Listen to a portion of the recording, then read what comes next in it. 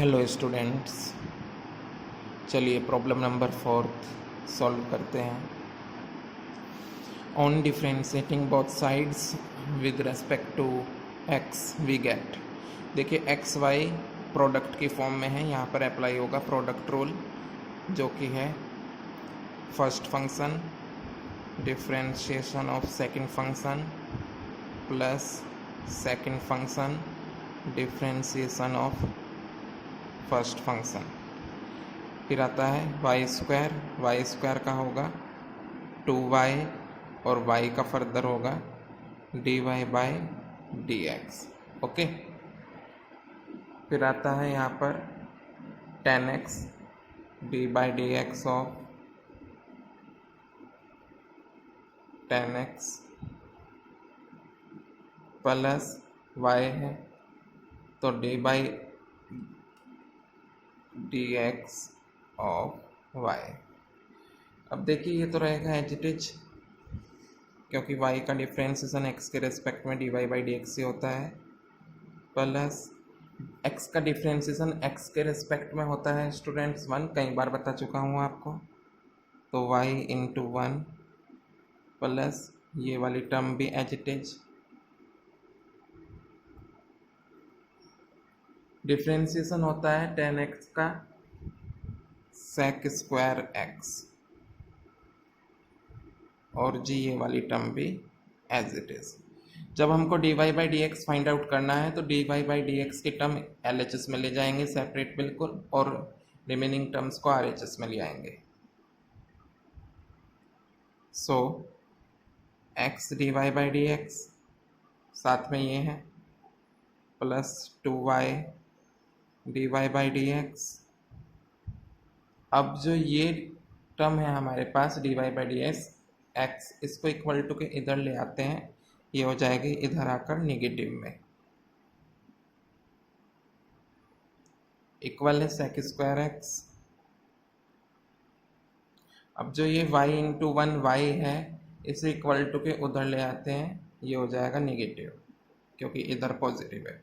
Students dy by d x को common लेते हैं तो हमारे पास बचता है x plus 2y minus 1 dy by d x. Okay, equal sec square x minus y। तो जो आंसर होगा क्वेश्चन का, therefore dy by d x वो इक्वल होगा sec square x minus y। अब ये पूरी की पूरी टर्म अपॉन में x प्लस 2y माइनस 1। तो इस तरीके से कहीं पर यहाँ पर प्रोडक्ट रूल का यूज़ किया है हमने, कहीं सिंपल डिफ्रेंशिएशन के फॉर्मूले यूज हुए हैं। ओके, चलिए नेक्स्ट प्रॉब्लम देखते हैं। नेक्स्ट प्रॉब्लम में हमारे पास problem number 5, x square plus x y plus y square equal 100।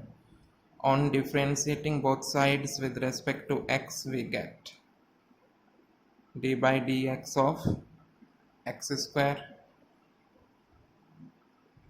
Plus d by dx of xy product के फॉर्म में है, प्रोडक्ट रूल अप्लाई करेंगे, d by dx of y square और इधर भी d by dx of 100। X square का differentiation होता है एक्स के रेस्पेक्ट में 2x, x raise to the power n के फॉर्मूले के अकॉर्डिंग 2x।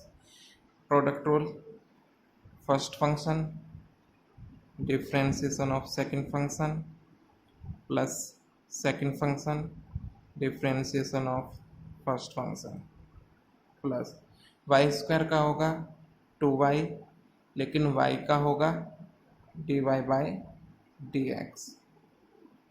और आपको मैं पहले ही बता चुका हूँ 100 है कांस्टेंट और किसी भी कांस्टेंट का डिफ्रेंशिएशन होता है 0। Okay, 2x plus x dy by d x plus y, क्योंकि x का डिफ्रेंशिएशन x के रेस्पेक्ट में 1 होता है तो y into 1y plus 2y dy by d x equal 0।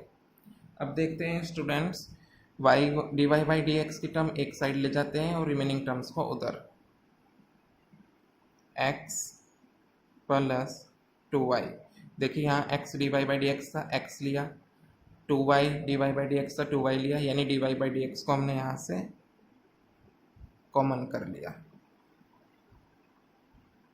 Equal 2x था, इक्वल टू के उधर जाकर माइनस के 2x हुआ, माइनस को कॉमन ले लेंगे, लेकिन 2x इक्वल टू के उधर जाकर नेगेटिव, ठीक, पॉजिटिव का y इक्वल टू के उधर जाकर नेगेटिव, तो क्या बचता है हमारे पास माइनस 2x माइनस y। अब देयरफॉर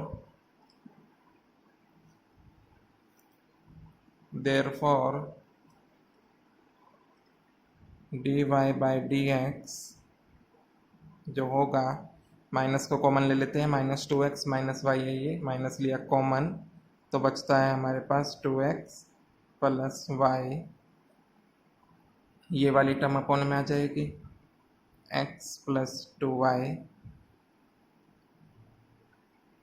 माइनस कॉमन लिया था इसलिए ब्रैकेट का यूज़ कर दिया हमने, और यही आपका सॉल्यूशन है। चलिए नेक्स्ट प्रॉब्लम देखते हैं। Next problem number 6, x cube plus x square y plus x y square plus y cube equal 81। On differentiating both sides with respect to x, we get d by dx of x cube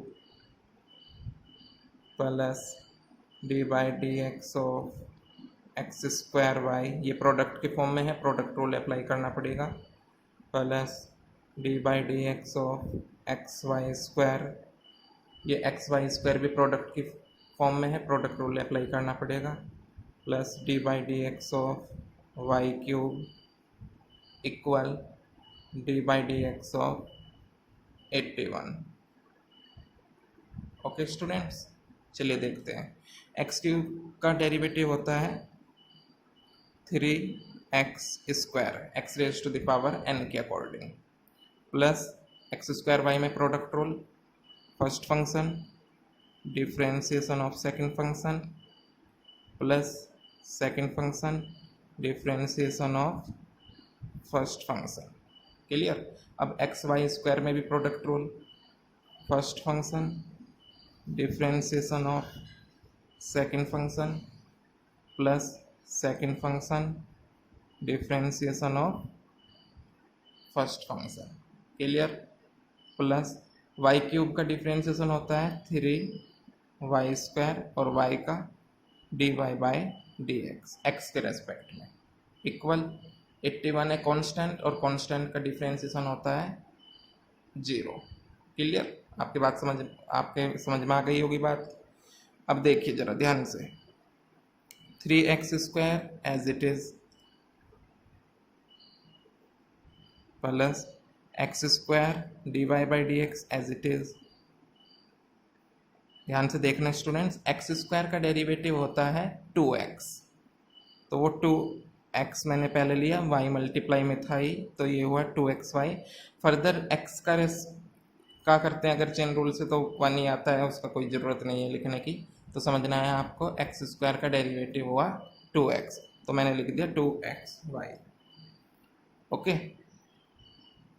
plus y square का हुआ students 2y और x multiply में है ही, तो ये आया 2xy, क्योंकि Y square का हुआ 2y, लेकिन y का फर्दर होगा तो वो आता है dy by d x, okay, plus x का डेरिवेटिव x के रेस्पेक्ट में 1 होता है, बचता है केवल वाई स्क्वायर, ये वाला मल्टीप्लाई में है जो, प्लस ये वाली टर्म एज इट इज, क्योंकि y का डिफरेंशिएशन तो dy बाई डी एक्स ही होगा, और 3y स्क्वायर प्रोडक्ट की फॉर्म में है ही, इक्वल 0।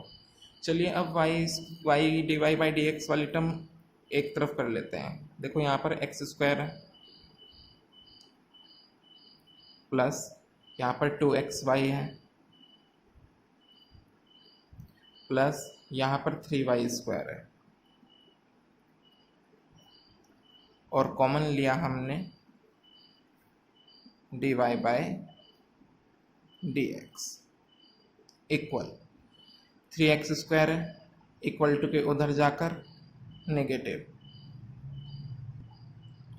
2xy है पॉजिटिव में, इक्वल टू के उधर जाकर नेगेटिव वाई स्क्वायर है, इक्वल टू के उधर जाकर नेगेटिव। तो देयरफॉर जो सॉल्यूशन होगा हमारा dy by d x, negative को हम कॉमन ले सकते हैं यहाँ से, माइनस को 3x square plus 2xy plus y square,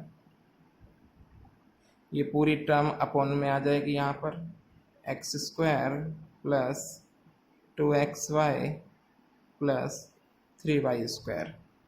और स्टूडेंट्स यही आपका सॉल्यूशन है। अगर आपको किसी भी क्वेश्चन में कोई डाउट है तो आप कमेंट सेक्शन में लिख सकते हैं।